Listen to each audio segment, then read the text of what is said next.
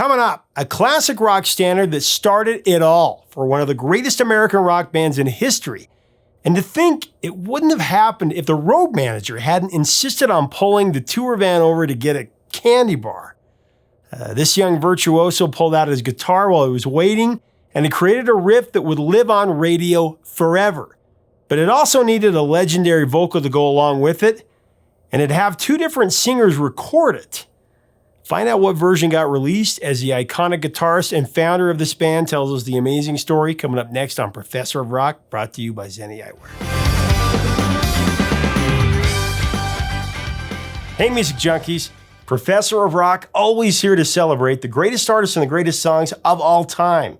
If music moves your soul, you're going to want to subscribe below. Be a part of our community, your community, where you'll get daily content celebrating the best of the rock era. You can also become a member of our exclusive club, the Dean's List, by clicking on our Patreon link below. You'll get a lot more content. Now, the history of Journey is a long and winding road of highs and lows that is as storied as any band in the annals of rock and roll. And it's the band's fourth album that seemed to be perfectly titled. And it was a harbinger, because in 1978, Journey blasted off to infinity and beyond with the release of Infinity.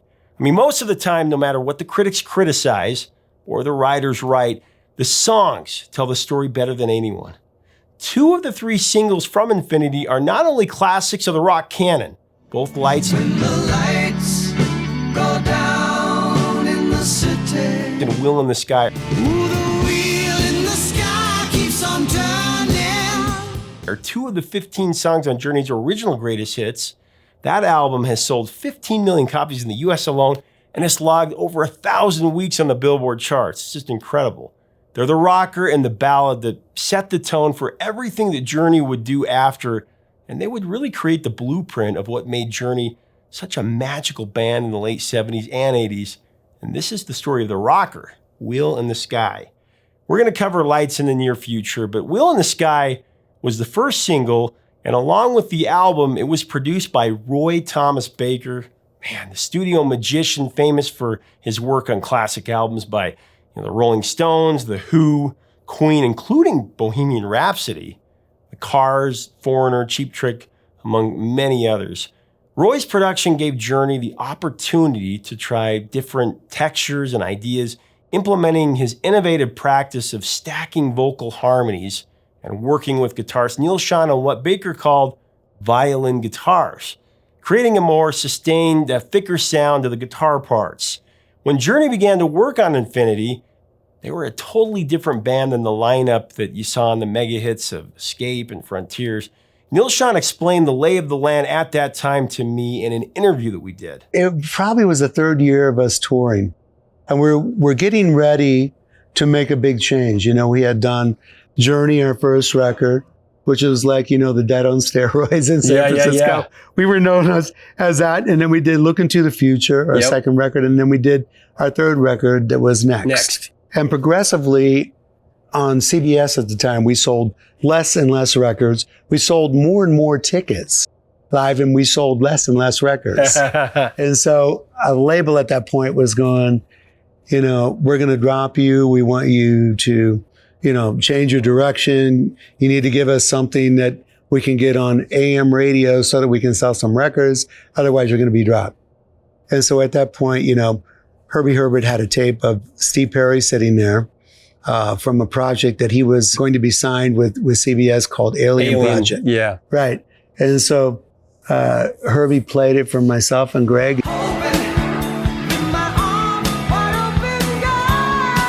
And Greg and I kind of both looked at each other and go, do you get this? And we go, yeah, he's got a great voice, but I don't quite get it, how it's going to fit with us, because we were so different. Herbie basically made that decision for us that, he's going to be your singer, whether you like it or not. and it was a good choice on his behalf. Time went on, and before we had got Steve Perry in the band, there was Robert Fleischman. Yep. And we were trying Robert out as a singer. And Robert was, I thought, a very good songwriter. And I thought he was a good singer too. Mm-hmm. And so we co-wrote Wheel in the Sky, Winds of March, with my father too. And Anytime. You know, he did that with Greg. The words for Wheel in the Sky were written by Robert Fleischman and Diane Valerie, wife of former Journey bassist Ross Valerie. The story goes that the genesis of the song came from a poem that Diane had written called Wheels in My Mind.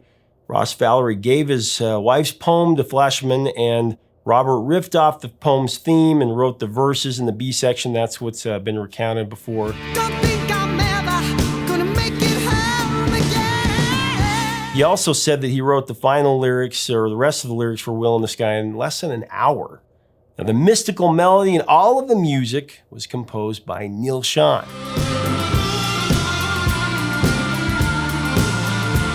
We were all traveling in 2 station wagons at that time. We had like about 13 guys crammed in each car because that's all we could afford to get to the gig. And so there would be these lengthy road trips in between gigs. And Ainsley Dunbar was behind the wheel, and he'd have like his little radar thing stuck in his ear. And Greg would say, Ainsley, pull over to the side of the road. And Ainsley says, sorry, mate, we got to get there. And Greg looked at him, he says, you don't pull over to the side of the road, I'm going to piss down your throat. True story. But so we pull over. Greg goes, does his thing, you know, and by this time, Pat Morrow, our road manager, he switches off with Ainsley, gives him a break, and he's driving. And Pat gets a little fatigued after we've been driving another 3 hours. He starts beating up, and Pat would always go like, I need a candy bar. I need a candy bar. I need a candy bar. So Pat would pull over. We'd pull over and fill up with gas, and he'd go get himself a candy bar.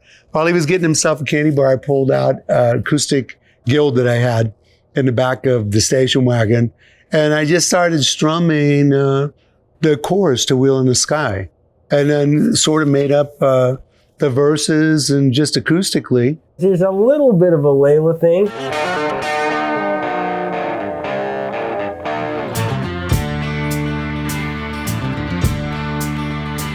Well, there's a little bit of a Fleetwood too. I had just heard on the radio, I was listening to some new Fleetwood Mac record. I think it was Go Your Own Way.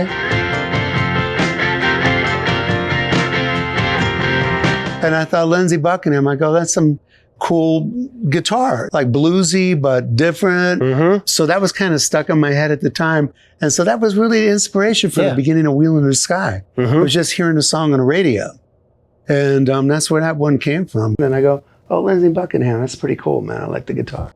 And it was funny. Then after our record came out, you know, I was about to meet him, and he wanted to get together and write some. I guess he heard, you know, the similarity of that. You know, I kind of knew where he was like coming from. Kind of mixing like the rock with, you know, some bluegrass vibe in it. So Robert Fleischman was the lead singer for Journey for about 6 months in '77, and he even recorded an early version of Wheel in the Sky.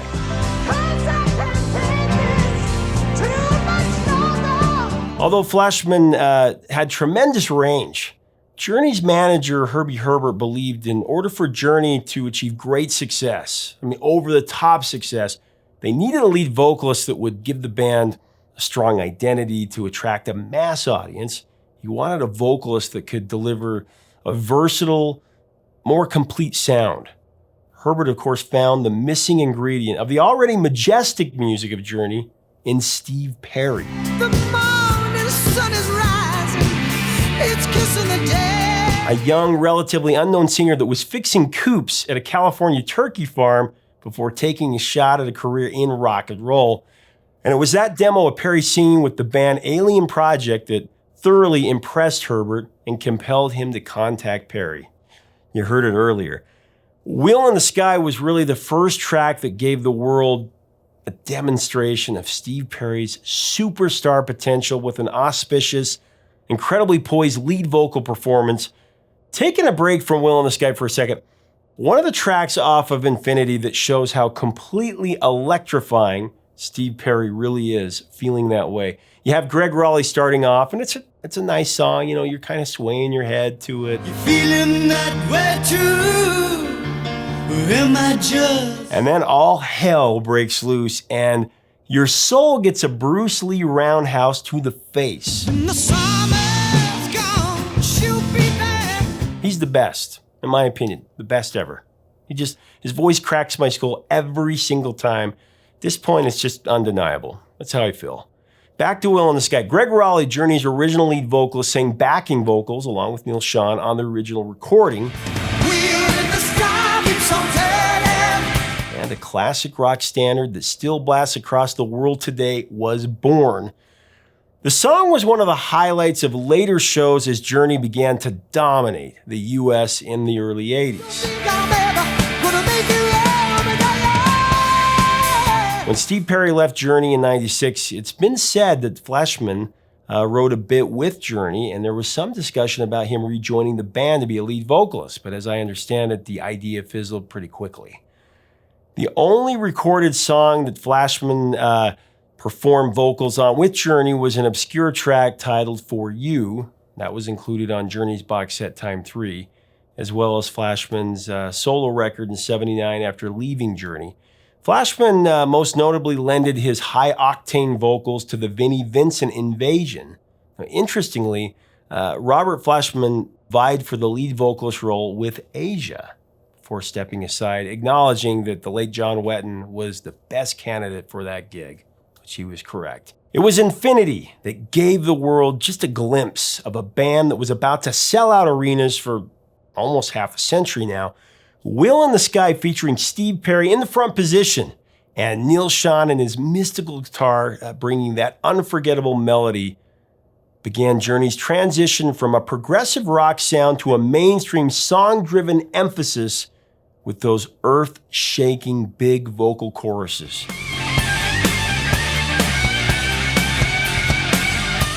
Will in the Sky was actually Journey's first entry into the Billboard Hot 100. It reached number 57. We ended up, writing some incredible music together.